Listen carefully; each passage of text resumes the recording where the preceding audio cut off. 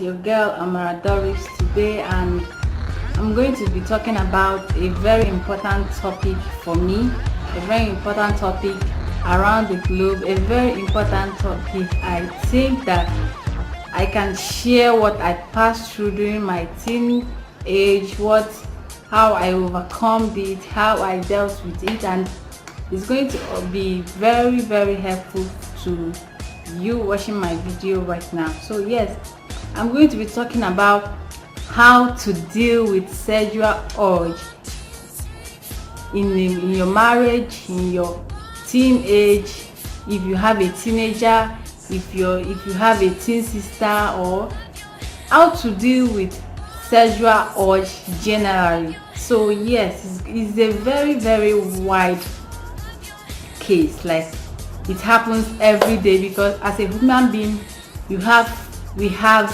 sexual urges. We have to experience it, we have to deal with it, because it's part of our lives, it's part of what we are. If you don't have sexual urge, I believe that you have some medical problems with you, but we have sexual urges generally as a human being. So yes, I'm going to be talking about how to deal with sexual urges today.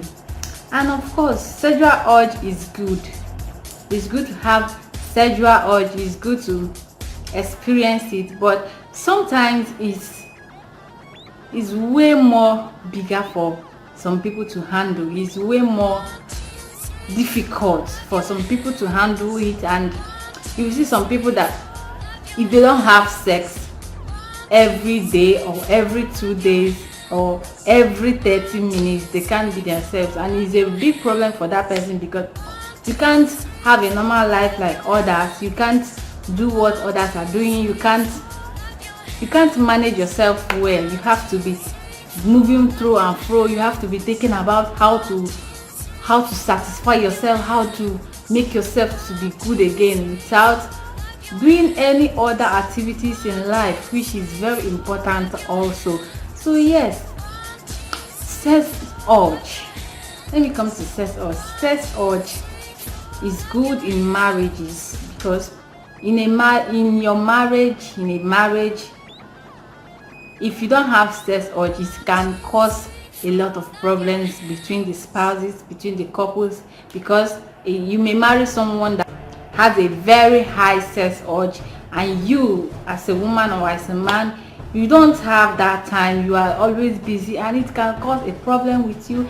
And as a teenager, when you have, normally teenagers have a very, very, very high sex drive. When I mean very high, like, I've been there. I know how it looks, I know how it feels, I know how it makes you feel. So yes, teenagers have a very high amount of sex drive, and which is why these days you find many teenage pregnancies, whereby the boy responsible for the pregnancy is not interested, the girl is not interested, the baby is now left with the grandparents or with the grandparents, or with the maternal home, the maternal family or the paternal family. So yes, teenage pregnancy nowadays is so high, and it is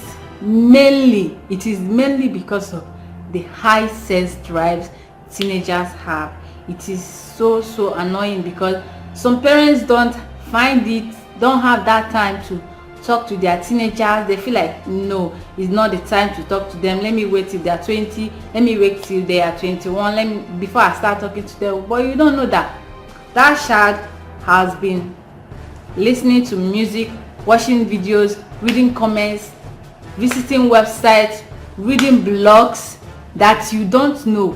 And yes, all these things can expose the child to many things that when you watch them, when you read them, when you practice them, it will make you do something that are very insane. So yes, how can we control our sex drive in our marriage, in our relationships as a teenager? First of all, I'm going to give this reason or this point as number one because it's very important. It's very, very important. You have to be active in your activities. You have to be very active. You can't be bored, you can't be idle, you can't be doing anything and expect not to be thinking about things that are weird, things that you don't have to think about at the moment, things that doesn't concern you. I don't think if you are working you have that chance to be visiting blogs that talk about things that doesn't concern you, or you'll be watching videos, watching pornography, reading so many things. But you have to be active in your life. Make your days active, make your schedule very active for you. When I mean active, I don't mean you have to be busy 24/7. It means that keep yourself busy. Keep yourself busy. Find something you have to do. Even if you are done working, go to church. Even if you don't go to church, find some activities like sports, listen to music, do some things that will remove your mind from there. Do some things that won't put you in that position of wanting to have sex, or keep yourself busy. You understand what I mean by keep yourself busy? Keep yourself very busy. When you are busy, when your mind is occupied, when your body is tired, when your brain is filled up, you don't have that chance to be thinking about sex, to be thinking about how to satisfy yourself. You don't have that time to be thinking of what to do to make yourself satisfied. That's number one point for you. Get yourself busy. Make your schedule very busy. Or if your schedule is busy and not busy enough, find some activities to join that can make yourself feel good and not to think about that. And number two I'm going to give to you is occupy your mind. I said you have to keep yourself busy. Yes, when you are busy, your mind is busy, but occupy yourself. You can be working, you can, if you are working in an office and you are typing it, if you are a data entry clerk, if you are doing something, sometimes your mind will not be in what you are doing. Your mind will be somewhere else. You'll be schooling, you'll be in the class, you'll be receiving lectures, but your mind is not there. Your mind is somewhere else, remembering what your friends told you, remembering the videos you watched, remembering every sort of things. So yes, that's your mind is going to put you in a lot of trouble if you don't get it occupied. When I mean occupied, I mean train your mind. Yes, I'm going to say train because I put it in my own position that when I remember something that I don't want to think about, when that thought comes into my head, I'll be like, no, not now. And when I say no, not now, I find out something immediately to replace that dating mindset that will keep me occupied, that will cool my mind, that will make me to forget what has been coming. Yes, it happens to everybody that sometimes when you don't expect it, sometimes when you don't know what is going on, some weird thoughts will just flip into your mind and you'll be like, even when you are praying. Like, I don't know if it happens to me, but sometimes when I want to pray to God, sometimes when I want to think about some specific things, I'll be like, oh God, let me do this. And before I know it, something will be like boom into my mind. I'll be like, it's not now. I don't want to think about this. No. And I'll be fighting with my mind to push that thing out. That is how you have to do it. Keep your mind busy. Distract any type of evil mindset that comes to your mind about sex or about any other thing. Find how to send it out immediately, because if you don't, if it flips into your mind and you think about it for a second, I'm telling you, you're going to be thinking about it for an hour, for like so many hours, and if possible so many days. Because something with mind is that you can think about it now and forget, but when it comes back, it will remember about every past days that you've been thinking about it. Yes. So whenever some such things come into your mind, just try your possible best to send it back away. Just send it out. Find a way. Fight with your mind. You own that mind. You own that brain. So you own your body. You can do what you have to do to control what is going through your body and through your mind. So you have to send that away. You have to do so many things to control your mind. Then another thing I have to talk about is watching peer pressure. Yes, I have to talk about peer pressure. You see some married people, they will be like, they have some close friends. You know, some married people have these close friends. They discuss their sexual activities to their urges, their secrets. So yes, you will see some married people like that telling their friends, oh God, I'm so horny, I need to do this, I don't know what's happening, my husband is not satisfying me, my wife is not satisfying me, I feel like I should go and do this, I feel like I should go and do that. And yes, after discussing such things with that your friend, the other friend will be like, why not try this, why not try that, why not do this, I think you should use this, I think you should go and watch this, I think you should go and read this thing. And these things are going to be making your mind, your body, yourself scattered.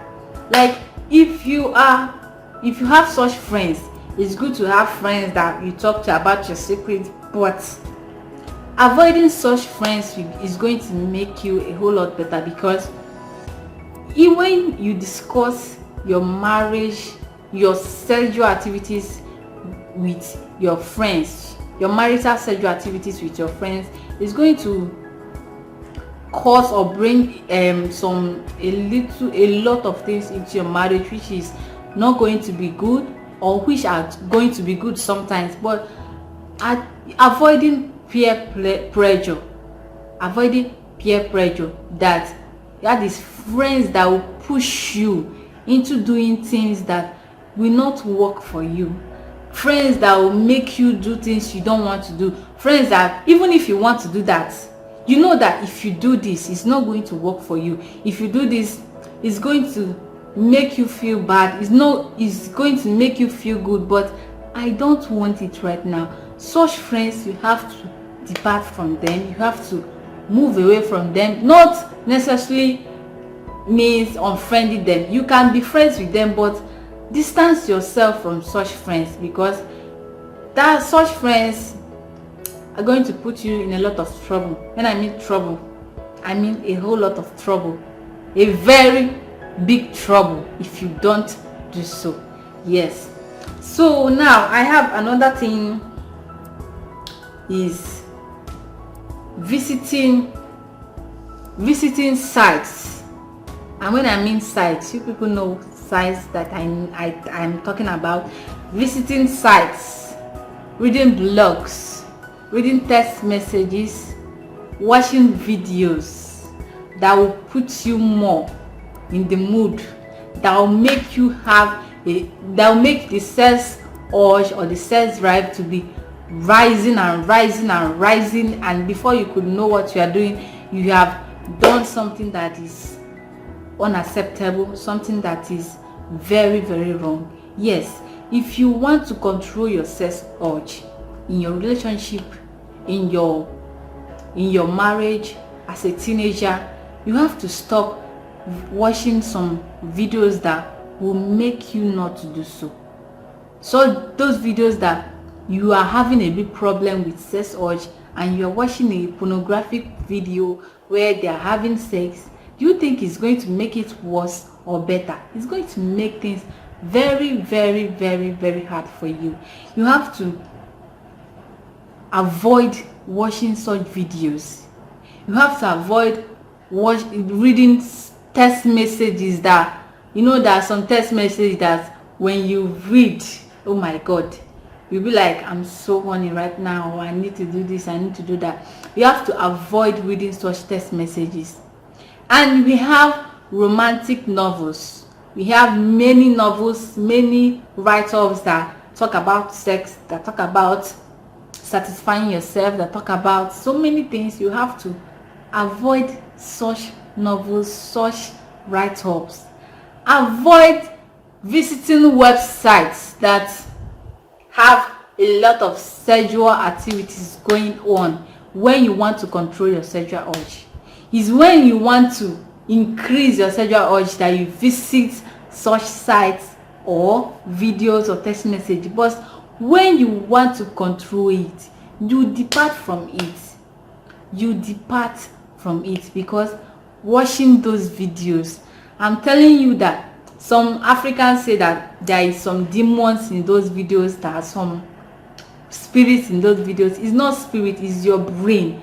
As you're watching that video, as you are reading that text messages, as you are reading those articles in the blogs, I think your brain will be working with your body, with your sense organs, with your everything, and that's what is going to make you more hornier than you ever think. So yes, avoiding these things that I mentioned is going to help you a lot better, help you a lot better to control your sex urge. You know, sex urge is crazy. Sex drive, like, it's crazy. Sometimes you want it to go up, sometimes you want it to leave you alone. Not this time, leave me alone. I am not important to you right now. But you have to control yourself. You have to be ready to do anything to get that thought out of your head, get that thing out of your mindset, get that feeling out of your body. That's what you have to do. That's how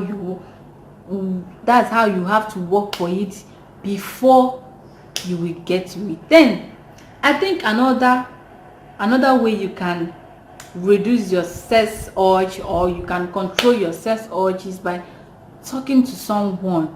When I mean someone, like I said, in the marriage, you don't need to talk to some friends. There are some people that when you see them, when you make friends with them, you will see that these people are angels. These people are, oh my God, these people are more than friends. They are sisters to you, they are brothers to you, they are your love. You can't do without them. They give you advices that makes you more valuable person in life. So I think talking to someone, going to counseling, yes, going to counseling, talking to your parents. Some people that don't talk to their parents, but there are some parents that they know how you feel. They have been there before. They have experienced it. They know how it makes your head blow out. So they can help you, give you some things. You know, there are some medications they give. They can help you, counsel you. They can make you in many ways, keep you busy so that you can't think about that. You can't, your mind would go out into that by any mistake. So yes, talking to your parents. As a teenager, I personally, I feel very shy. When I was a teenager, I feel very shy talking to my mom about this. But fortunately for me, at a point in time, I went to my mom and was like, Mom, see what's happening to me. And she was like, wow. And she talked to me in a way that I never expected, in a way that I never dreamt of, because I was like, if I go to her to talk to her about this, she'll be like, no, you don't have to be thinking about this right now. You have to wait till you are 23 till you are 30 till you are 25. But yes, at a very tender age, at a teenager, because I have so many friends that will be telling me, do this, do that, it will make you feel good, it will make you lose some pimples, it will make your boobs to be big, it will make your, and every other thing. But my mom talked to me, my mom cleared me, my mom gave me hope. She made me understand that you have to do this for it to work for you. And yes, I did that and it worked for me. There are also some elders, there are also some other people. When you meet people, you have to talk to reasonable people. Don't go and talk to people that will make your matter worse. Talk to reasonable people. Go to counseling, people that know how to deal with such cases. Yes, so it can help you do a lot more better. When you talk to such people, it's going to help you greatly to do that. And yes, another point that I think works for me, or I think makes it more easier for you to control it, is I listen to music. I don't know if this point is valuable, but yes, it helps me.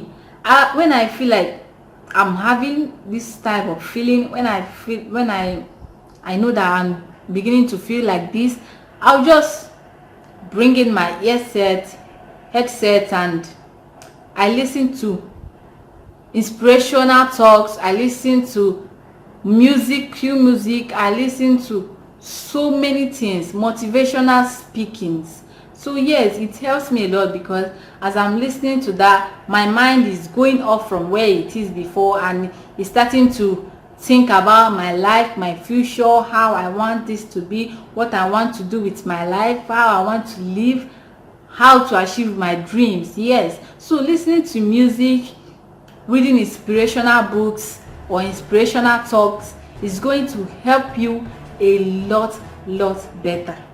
Yes, and another thing I finally will say is that if you are a Christian and you want to, your sex urge is so much that you want to control it, you have to do all that things that are said before. Yes, but especially you have to pray. Yes, praying doesn't necessarily mean it will work like magic. You will stop thinking about it. Praying, I mean, is that when such things come to your mind, I'll just be like, Lord, I'm in this situation again. And before you know it, I've started praying. I've started talking to God. I've started discussing with him, and my mind will just go off from it. My mind will just cool down. It refreshes your body. It makes your body to cool down a lot better. I'm telling you, there is nothing peaceful as praying when you need something, or when you feel you are in a situation you can't control. Yes, pray. And when you pray, you do all these things that I said before, and I think that, and I know it's going to help you control your sex urge. It's going to help you get your mind off it. It's going to make you somebody better and somebody useful to the society than thinking about sex. That's it for today. I love you, and I would like to see you in my comment section. I would like to know what you think of these advices, or what you think of these points that I gave to you, and how you overcame sex urge, or how you dealt with it that worked for you. And if you love me, if you love what I just said, I would love you to like, I would love you to give this video a thumbs up, I would love you to subscribe, comment, share, and I'm going to be here next time to discuss with you, or to tell you more about some things that happen around us and how to deal with it. I love you.